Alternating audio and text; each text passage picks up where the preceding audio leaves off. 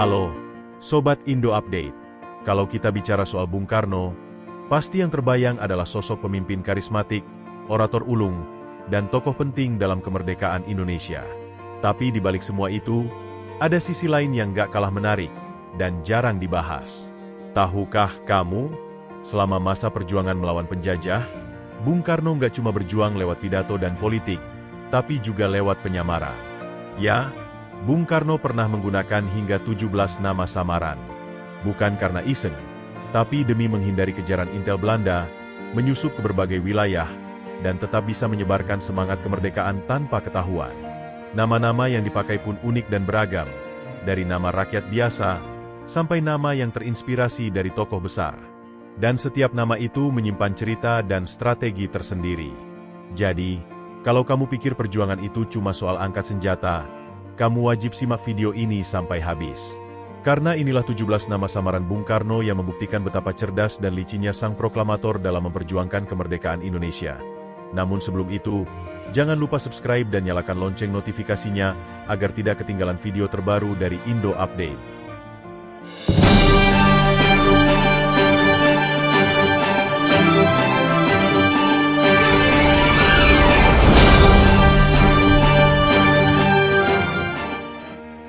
Sebagai tokoh penting yang terus diawasi Belanda, Bung Karno harus ekstra hati-hati saat bergerak. Ia bukan hanya pintar berpidato, tapi juga ahli dalam strategi bawah tanah.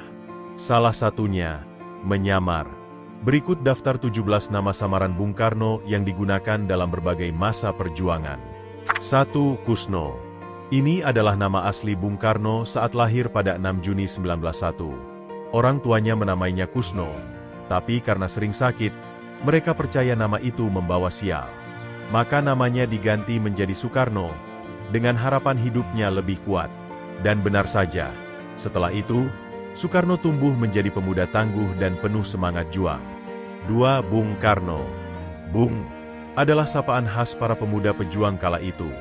Sapaan ini membuatnya terasa dekat dengan rakyat, tidak berjarak. Nama, Bung Karno, akhirnya menjadi simbol persatuan, semangat nasionalisme, dan perjuangan.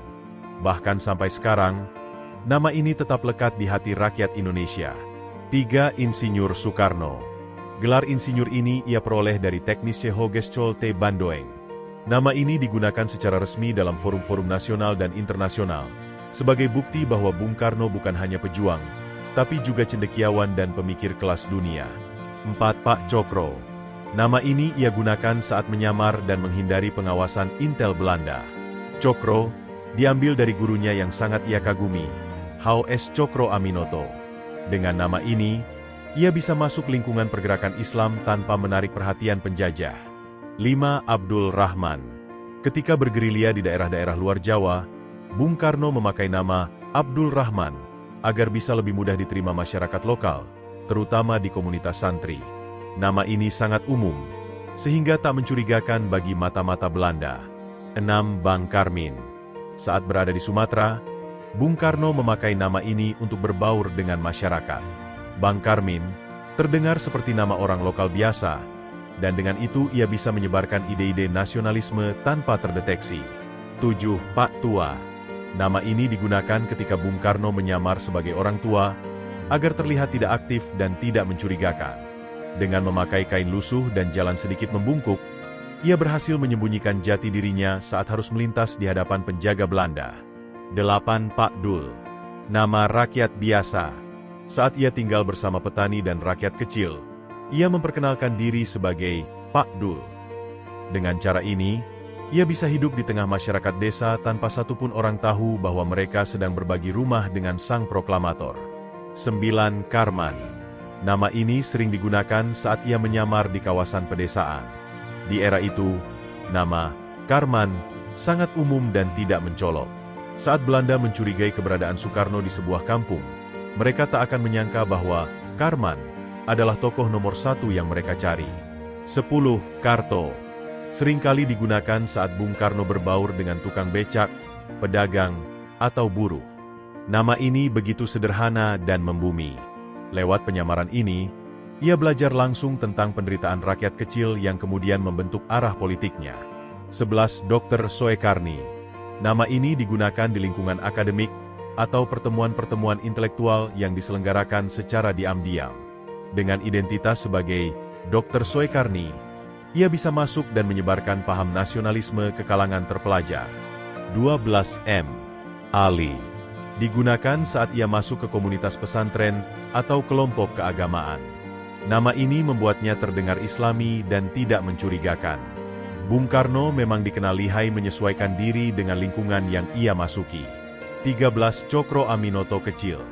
Sebutan ini digunakan oleh rekan-rekannya untuk menghormati peran Bung Karno sebagai penerus pemikiran H.O.S. Cokro Aminoto.